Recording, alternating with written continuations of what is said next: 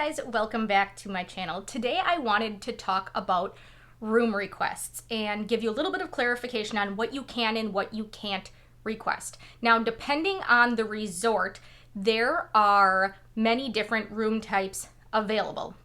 The larger resorts typically have more room types available, and each room type has a different price associated with it. For example, a standard room is going to be less expensive than a preferred room, and a pool view room is going to be more expensive than a standard room. So there are many different room types and thus price points associated with each resort. So if you are curious as to what options you have, I would recommend doing a Google image search for the hotel that you're staying at or interested in and look up each of the room types available at that hotel. You can easily find maps online or even just descriptions that tell you which buildings at a hotel house each room type. For example, there are 2 buildings on the right lower side of the map at Port Orleans Riverside that hold the Royal Guest Rooms. And the preferred rooms are on the left side, just up on top of the main building. So if you look at these maps, I think it really will help you to see where everything is laid out and help you to make a decision about what you want. Now, if you can make requests, you can request specific rooms if you want. You can request a floor, adjoining, non-adjoining. You can request a certain building, that type of thing. However, you need to stay within the category that you booked. So if I booked a standard room, I'm not going to request a preferred room, because while Disney can offer upgrades, you shouldn't ask for one. That's considered rude. It's kind of like going to your regular seat on an airplane and then saying, hey, I don't really want this seat. Can I have the first class seat without paying any more and sit next to the guy that paid $1,500 for one seat? Like, you wouldn't do that. That's just not very polite, and I don't think they're very likely to give you an upgrade if you specifically ask for it. We have received upgrades when not asking for it. When they knew we were in our honeymoon, we received a deluxe room when we had only booked a standard room at the Grand Floridian. But again, we did not ask for that. So some requests that I have made are top floor, non-adjoining or non-connecting room, and the reason for that is for noise. I'm an extremely light sleeper, and I don't like having people above me, and I have found that if you have a connecting door, it is a little bit louder. You can hear a little bit more the people next door, typically, especially if they have a crying baby in the middle of the night. Some requests that other people have had are near the pool. Now, you have to be careful about that because some hotels have pool view rooms.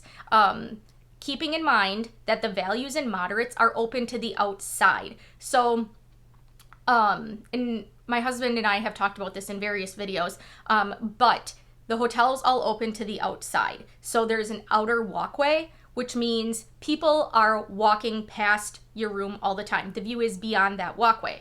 Because of that, most people keep their curtains closed in the room. So you're not really having a view if you're going to be keeping your curtains closed all the time. The people that leave their curtains open, we inadvertently end up looking in their room because you can't really help it. You know, your eye is drawn there. And you can see, oh, look, their room's a mess, or, oh, look, they have such and such in their room. So because of that, most people, ourselves included, keep the curtains closed. So I think in terms of requesting locations at a value or moderate, my personal opinion is more due to proximity. If you want to be facing something, you're probably going to be close to something, if that makes sense, or on the closer side of it at that hotel. But yeah, you can request anything. You can request a room not near dogs if you have an issue with that. There are some hotels in Disney World that now allow non-service animals. They try to put them all in like one area of the hotel so that they're not just scattered around. I mean, you can request that. In addition to a VIP room clean, if you have like a severe allergy, you can have your room have like a special clean for that. But keep in mind that service animals are allowed on like anywhere in Disney World. So if you have a dog issue, like a dog allergy, there still could be dogs even at non-dog hotels if they are service animals. I digress. But yeah, a lot of people have questions about room requests and what they should request closer to the main building. Again, keeping in mind, a lot of hotels have preferred rooms that you have to pay for. So if you don't want to pay for a preferred room, you would just look for a building that is very close to the preferred rooms, because then you know that you're going to be fairly close to the main building, close to transportation.